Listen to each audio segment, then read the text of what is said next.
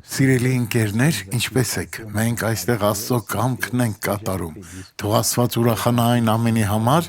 ինչ անում ենք նրա կամքով։ Վերադարձիր դեպի Աստված եւ ներողություն խնդրի մեղքերիդ համար։ Սկսիր ամեն ինչ նորից, եղիր հաստատակամ եւ թույլ մի տուր, որ չարությունը ներխուժի քո կյանք։ Երեմիա 16:5-ում ասվում է, որովհետեւ Տերն այսպես է ասում. «Սուքի տուն մի մտիր եւ մի գնար ողբալու եւ նրանց մի ցավակցիր, որովհետեւ ես իմ խաղաղությունը, ողորմությունն ու գթությունը ետ եմ արել այս ժողովրդից», ասում է Տերը,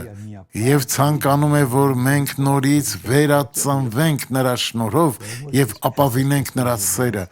Ամեն արարքով ծառայեք նրան եւ Աստված կօրհնի ձեզ։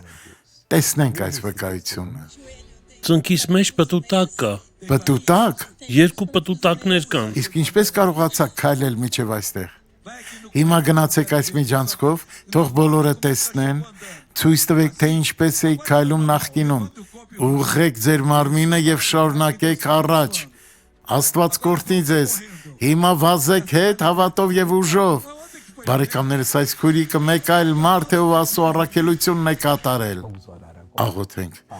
Տեր, ես աղոթում եմ, որ այն մարդիկ, ովքեր լսում են հիմա, լինեն ուրախությամբ եւ խաղաղությամբ, թող նրանք դառնան Տիրոջ զինվորները Հիսուսի անունով, օրհնում եմ նրանց։